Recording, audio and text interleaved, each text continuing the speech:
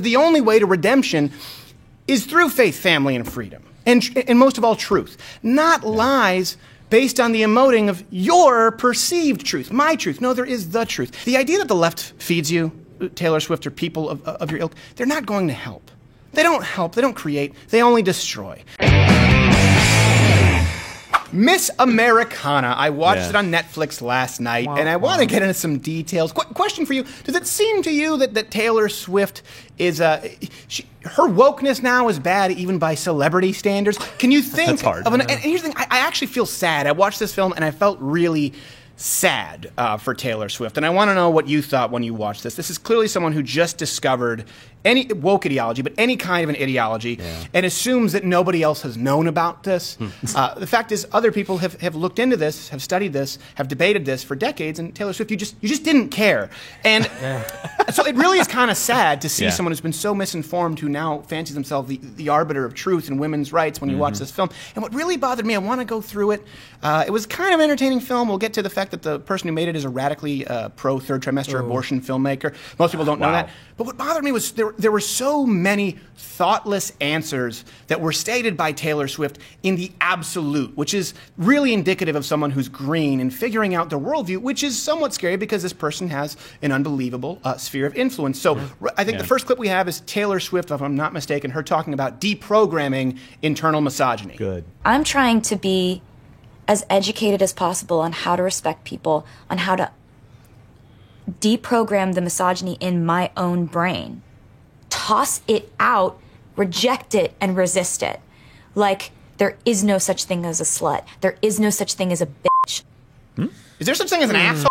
Yeah. Like, I don't understand. What about someone who has sex with a lot of different people for, I don't know, let's say money or to advance their career? I'm not saying that about Taylor Swift. I really don't think I don't think Taylor Swift is a slut or a bitch. I want to be clear. But to say there's, like, it's a figment of your imagination? Have you ever been through a drive-through? I mean, you can't drop a quarter without hitting a slut, a bitch, or an ass. That's all it is. In the line. So this idea, it sounds really introspective. There's no such thing as a slut. There's no such thing as a bitch. But we don't apply that to men because we also saw in this film where they referred to men, I don't know if she did, as pricks or as assholes, right, or as rubes. And by the way, I accept that some guys are and some women are. And I don't mean that defines them in their entirety, but some women sometimes can act really bitchy. I mean, or can sort of, slutty. I think that the words wouldn't exist. I don't know. Bill is like, what is this? We need you to define that. I don't know if that's someone being a slut or giving birth to, like, it's a slut! It's kind of like Shakira's performance last night. Slut! Okay, so here's something else, too, where she was talking about, again, another sort of facet of wokeness, and you see this, in other words, when you see her making these statements, you know the blog that she just read. You're like, no, okay, I thought that in the 8th grade, too, when I had a feminist professor. I got it. Here's one where she talks about apologizing. Sorry, that was a real soapbox. No, Why did I say sorry? Because it was annoying. That's the thing. She goes, why did I say sorry? I need to retrain myself. Okay, that's right, yeah. Because men never apologize. It's true. Right. That's just a female thing. This is all predicated on the idea. She makes all these statements in the absolute in the film, in this film, that women were always trained to apologize. Well, if you did something wrong, for example, if a woman was acting like a bitch or a slut, maybe she says she's sorry. Because like if a guy was acting like an asshole or a prick, your words, not mine. Maybe he needs to say he's sorry. But this idea that men just walk through life without ever having to apologize, again, some of these opinions will change for Taylor Swift, notably on this, that men don't apologize once she gets married ever. It's not even a part. This is my part-time job. Yes. My full-time gig is just apologizing. Well, I can see that. All right, and then here we go. This is all. This all sort of culminates in the film with her talking about politics at length, which is something that's obviously raised a few eyebrows because she didn't used to be one of those people. A nice girl doesn't force their opinions on people. A nice girl smiles and waves and says thank you. A nice girl doesn't make people feel uncomfortable with her views. Yeah, but not only those things. Like a nice girl, sure, a nice girl smiles. Sure, a nice girl doesn't deliberately make people feel uncomfortable. No. But a nice girl can also still have strong opinions and do those things.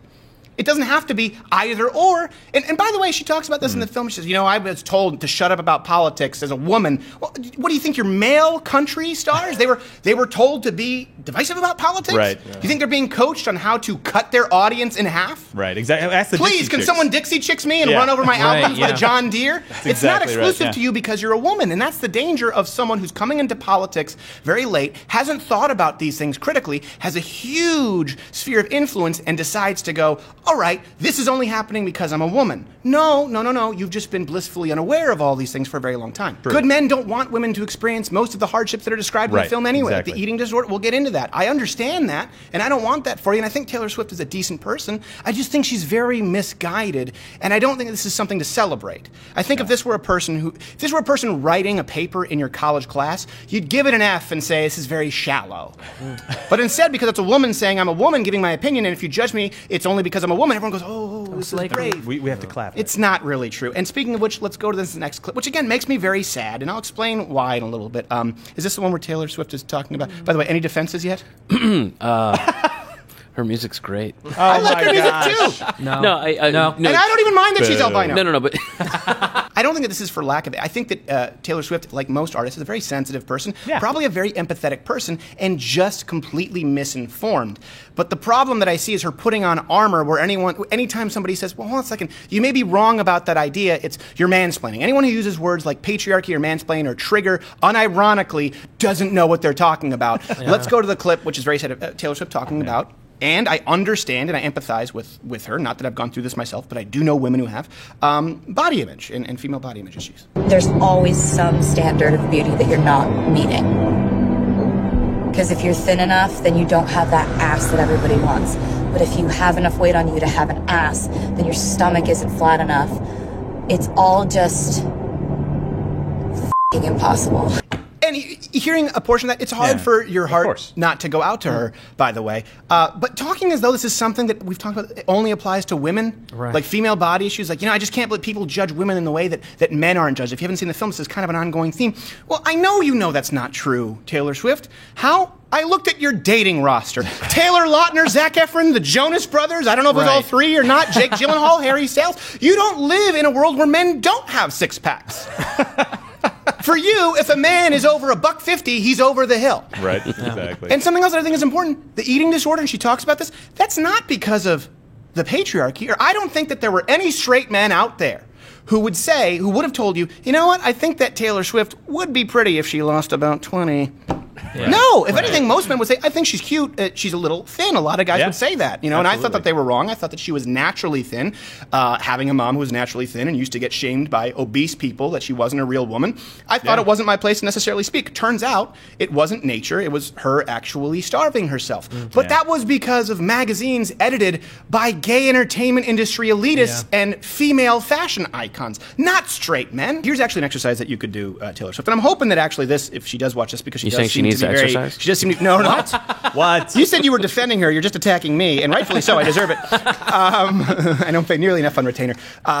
She walks into these rooms. Let's say it's the Grammys or whatever it is, or the VMAs, or it's the Met Gala. Okay, Taylor Swift, and I'm hoping this is helpful, and you actually listen to this because I know you're glued to your phone screen. You've talked about that in the film, and you answer a lot to critics on social media, haters, I believe you call them. And this is not what this is. I want you to look up any of the scathing reviews of your outfits or your appearance at most of these galas or award ceremonies where you maybe even made some of these statements. Let's just take the Met Gala. I'm pretty sure she went to the Met Gala. Find me a scathing review of your outfit or appearance at the Met Gala written by a straight male. You won't. You won't. Guarantee you walk into that room at the VMAs. The only people who are going, she's wearing that, guess what?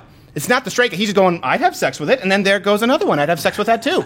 We're not that hard to please, and you're a very pretty woman. Yeah. Every man would say so. That's why when repeatedly asked, they vote you as one of the sexiest women in the world in all your splendor, whether you're skinnier, whether you're thicker. So I want you to just understand sort of the object of your ire here. It shouldn't be the villains who you're making them out to be. It's not straight white men. It's the people in your industry, and that's why you feel hollow, and life may be as devoid of meaning. I really hope that someone around you helps you learn this and process this. Let's go on to the next point where I think she's, if I'm not mistaken, discussing, and rightfully, the idea sort of rape culture. So she starts off correct, and I do empathize with her. I'm so glad she won this court case.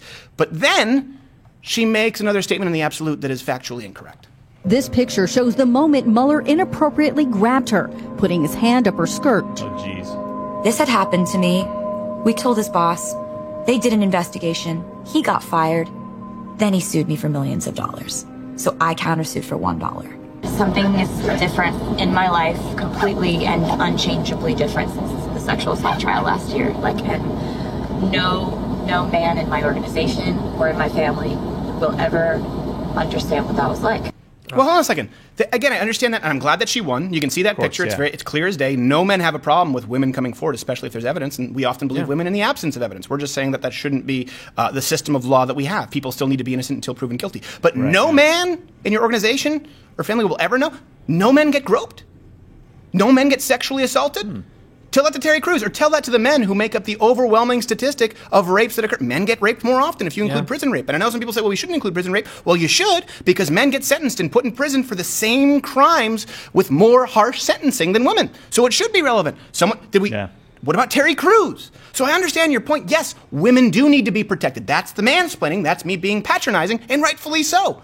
If I were your husband, if I were your brother, your father, or as I am with my wife, I am incredibly protective because I understand that as a woman, she is more physically vulnerable than a man. That's how straight men think. But then to use that and springboard into a false absolute statement that no man could ever know, no, that's incorrect. And it shows that you have a blind spot as to, I guess, the people with whom you might sort of find yourself empathetic. And now this brings us to something more where she gets so out of her element.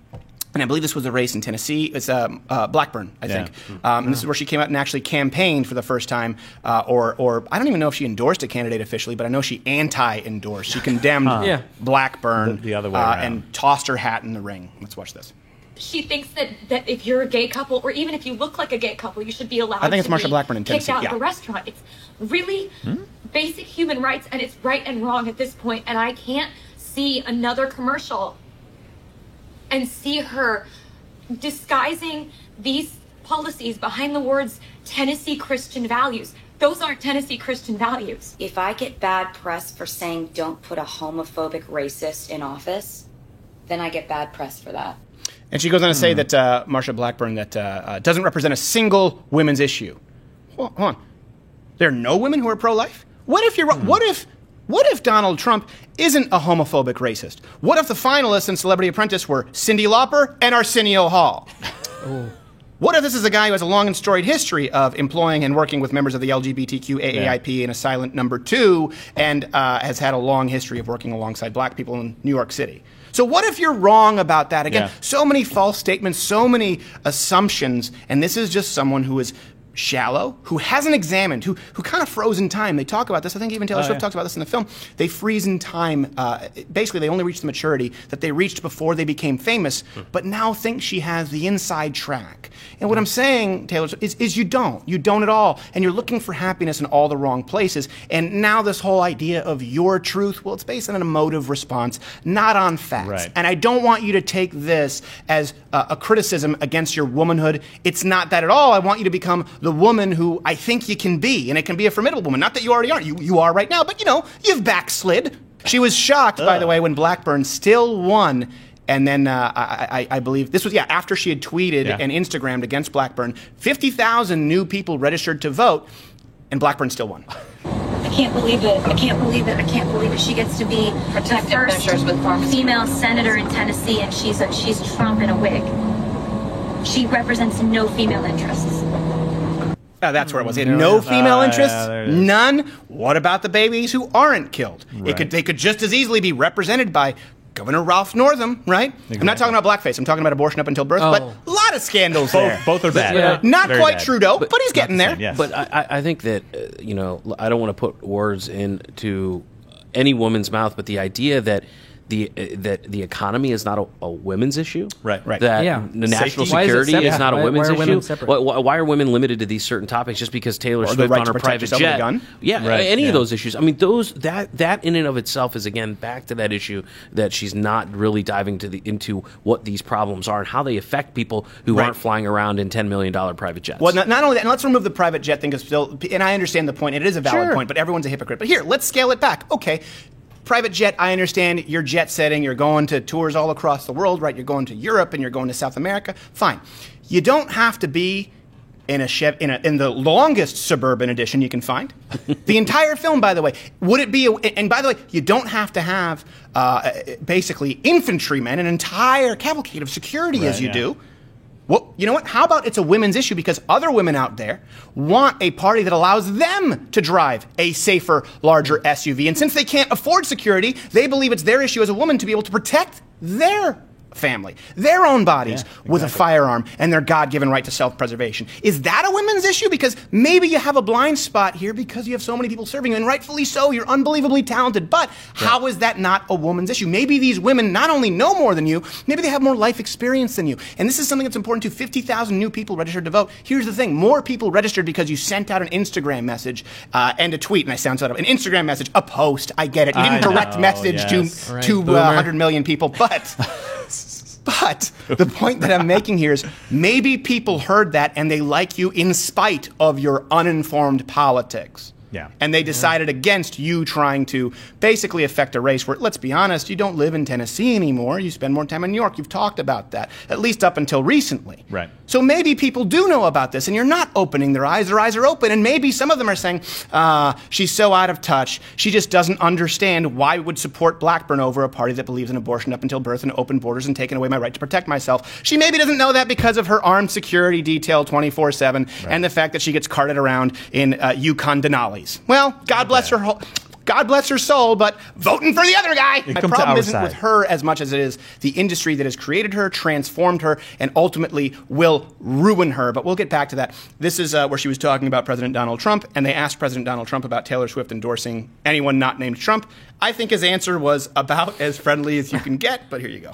What do you have to say to Taylor Swift now that she's in politics? Taylor Swift jumping into politics. Turns around. I love that. And what did she say? She said she wants people to vote for Democrats. Let's say that I like Taylor's music about 25% less now, okay? Thank you.